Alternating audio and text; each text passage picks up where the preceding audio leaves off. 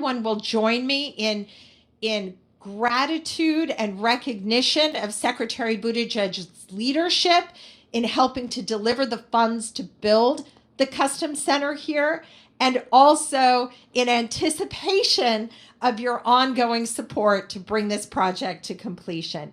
With no further ado, ladies and gentlemen, former Mayor and current Secretary of Transportation of the United States, Pete Buttigieg. Thank you.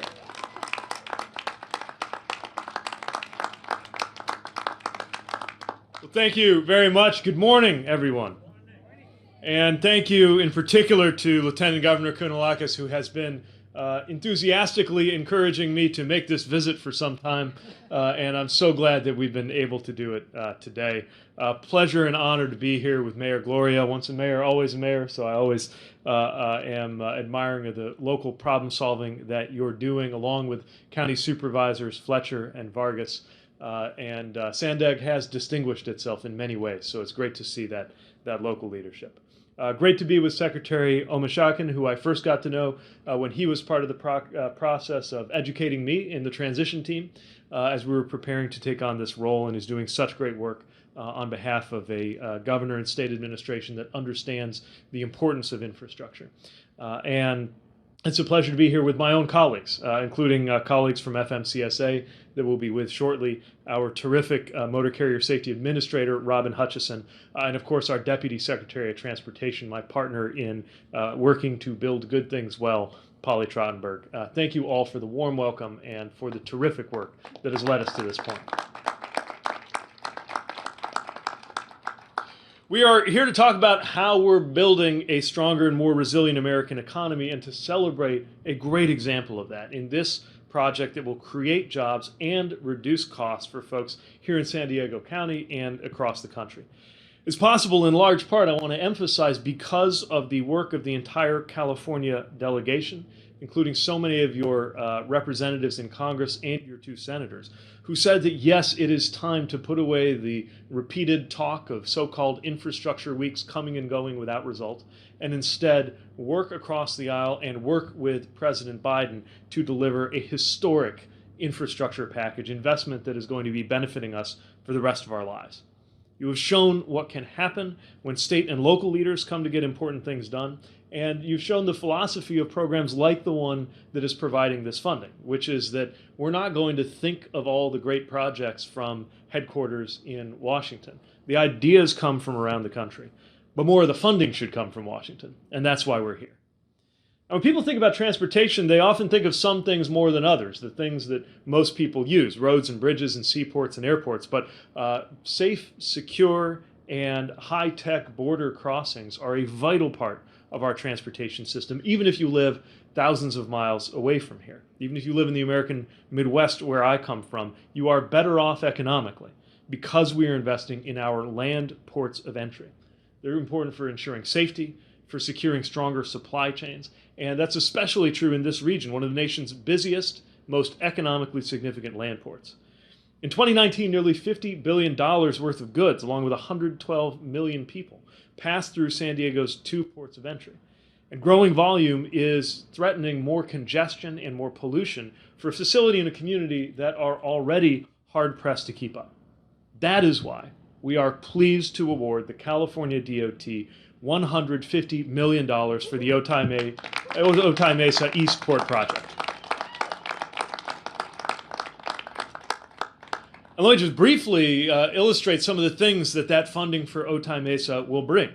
A new inspection facility for commercial trucks, 10 new lanes for incoming vehicles, state-of-the-art inspection equipment, zero-emissions chargers for staff vehicles, and state-of-the-art technology designed to make the entire operation safer and more efficient. Significant benefits include, for one thing, a new and improved inspection facility, meaning that we can keep goods moving through our supply chains more efficiently, which is even part of the fight against inflation because it keeps shipping costs under control. It means we can better ensure the safety of commercial truck drivers, their vehicles, and the goods that they carry. And I really appreciate Greg conveying that perspective of those for whom infrastructure is a workplace as well as a tool. I think about the math of what it means to reduce those hours spent here, less time wasted for truckers means more time at home with loved ones. It makes both an economic difference and a difference in terms of quality of life, as well as lower costs for consumers. As major international freight and industrial hubs, border towns and locations like this also stand to see more economic growth in the manufacturing, warehousing, distribution, research and development, and other sectors, creating so many jobs here. And that's why I also appreciate Eduardo's examples on behalf of the business community, that everyone wants to come to San Diego, but no one wants to wait in line, as he said. And the project carries so many benefits for businesses, truckers, consumers, and residents. So it's good for consumers, strengthening our supply chains. It's good for truck drivers, saving time and money. It's good for the people who live here, who will experience less traffic and pollution.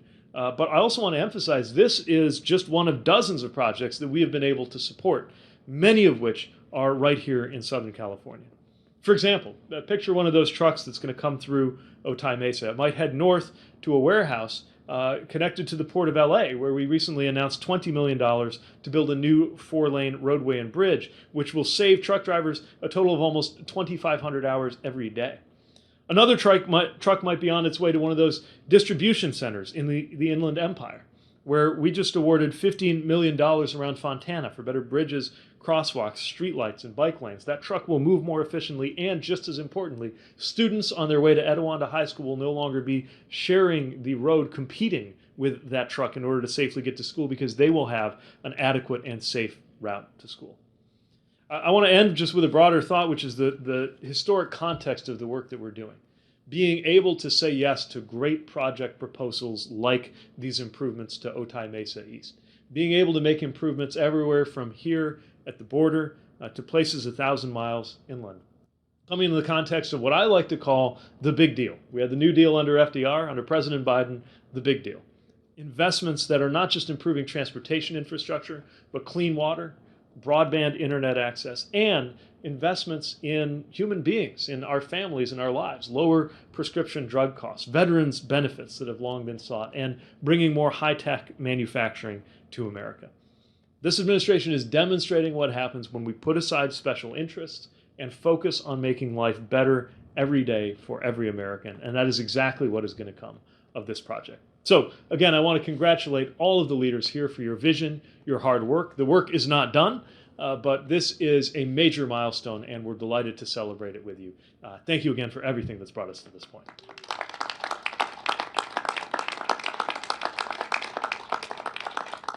And with that, I think we have a few minutes for media questions guided by my colleague Ben.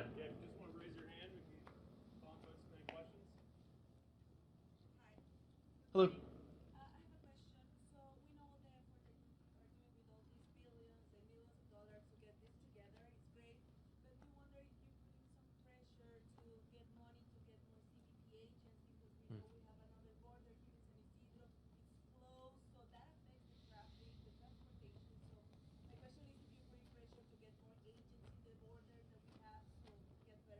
Yeah. Yeah, this is an ongoing conversation that I know is going on, not just in the interagency with our partners at Homeland Security, but also a lot of interest in Congress. And we recognize that the physical transportation infrastructure is just one piece of it. But we also know that every CBP agent can be more efficient and more effective and have a better experience doing their job when they have a better facility. And that's part of why we know the physical infrastructure is an important part, only part, but an important part of the solution.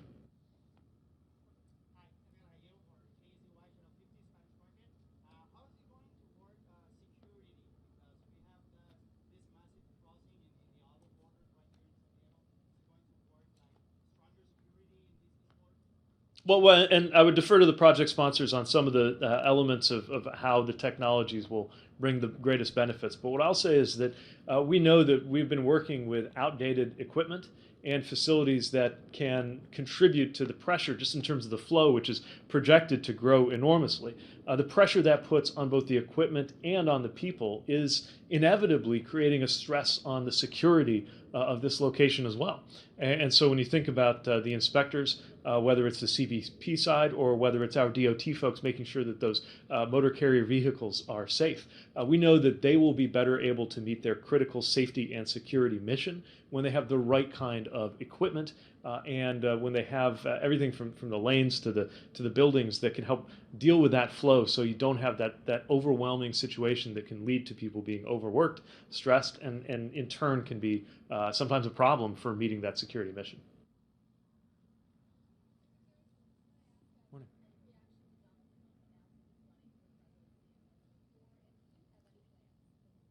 No, one job at a time. I've already got a job, and we've already got a president, and I'm proud to be part of an administration that, again, especially when you consider uh, uh, the extraordinary level of talk in the last administration relative to action on infrastructure. We are now actually making those investments, but that's enough to keep me busy 110% of the time because we recognize the responsibility that comes with the trust and the funding that Congress has placed in our hands. Now that we've shifted gears, Mr. Secretary, Thanksgiving travel is upon us. This summer, you put the airlines on notice. You've got to do a better job. It's chaotic right now. Have they responded, and what's your forecast absent the weather for Thanksgiving? So let me start with the good news. We have seen a number of steps that I think are part of why we have a lower level of cancellation and disruption than we did this summer when I first brought those airline leaders together. We've seen more realistic scheduling. We've seen better pay, which is helping to deal with those staffing issues, and a number of operational partnerships with us at FAA and the airlines that I think are helping. But I'd be lying if I said we're out of the woods. We still see staffing shortfalls. We still see a system that if it faces a big disruption, like a major weather event impacting one of the hubs, that can still create issues that'll cascade through the system. So definitely a lot of improvements, but still some concern as we go into the holiday season. We'll be watching closely. I will say this, if you do get delayed or canceled, we are there to support you as a passenger. And we just got, last week, about $600 million went back to passengers. And we were able to announce that as part of what we've been able to enforce with DOT rules and enforcement actions. Because if you do have that kind of disruption, airlines need to take care of you consistent with their requirements and obligations under the rules.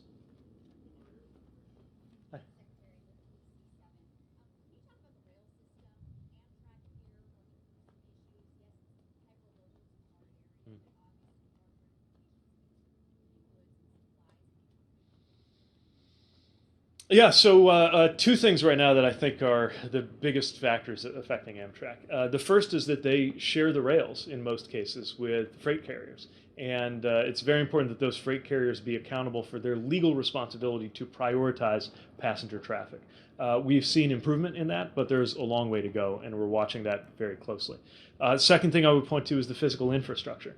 And this infrastructure law signed now a year ago by the president and with us now underway moving those funds contains the biggest investments in passenger rail since Amtrak was created in the first place.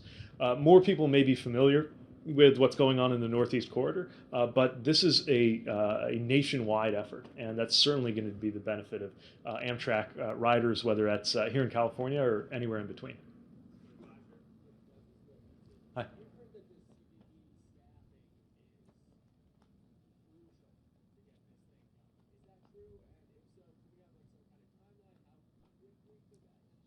So I'd have to refer to CBP for their side. What I will say is that we know that with these DOT dollars, we can create the kind of physical infrastructure that allows every employee, everyone who's involved in this process, and of course every trucker, everybody who's using this border, to make the most of their time and to be as productive and efficient as possible.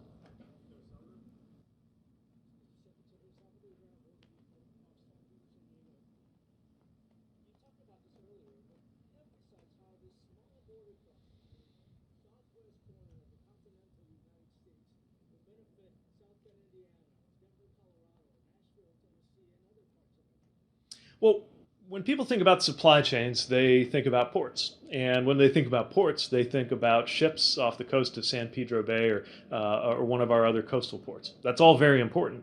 But our land ports of entry are vitally important too. And that's what Otay Mesa represents. One of the most economically significant locations for commerce in this binational region where so many of our supply chains are at stake.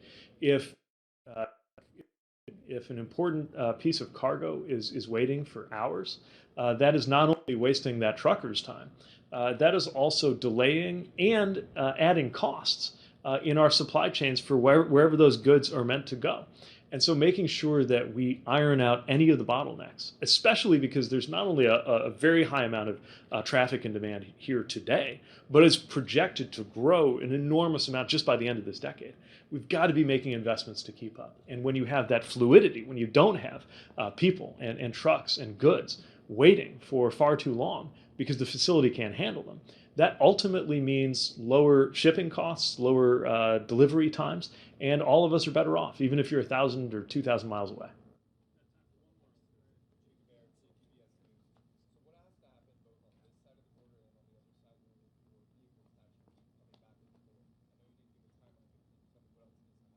Yeah, and I might refer to one of the project sponsors to give a little more detail about the binational relationship and how that fits. I'll tell you, our piece is principally to make sure that any traffic that whether it's inbound from the U.S. side or as it meets the U.S. highway system, that we have the resources to accommodate that and the technology to make a more efficient process of the inspections. But in terms of the architecture of the other pieces going into the project, I wonder if the Lieutenant Governor might want to add something. Thank you very much, Mr. Secretary. So again, we mentioned most of us in this group were in Mexico City signing an agreement on the toll sharing. That was a huge step forward. And our U.S. ambassador was very helpful, and the federal government in general, in facilitating that. So we're going one step at a time. But a big step forward was the degree to which Mexico has advanced the construction on their side. And we feel very much confident that we are still on track to open in 2024. But as everyone has recognized, we are at a point now where local government has spent 20 years getting us to this point. State government has been deeply engaged for 4 years under Governor Newsom's leadership. We need the federal government to step up and help us with the staffing. And if we get that done, we will open in 2024, and you are going to see great things happening here in the California border. Thanks, Ron.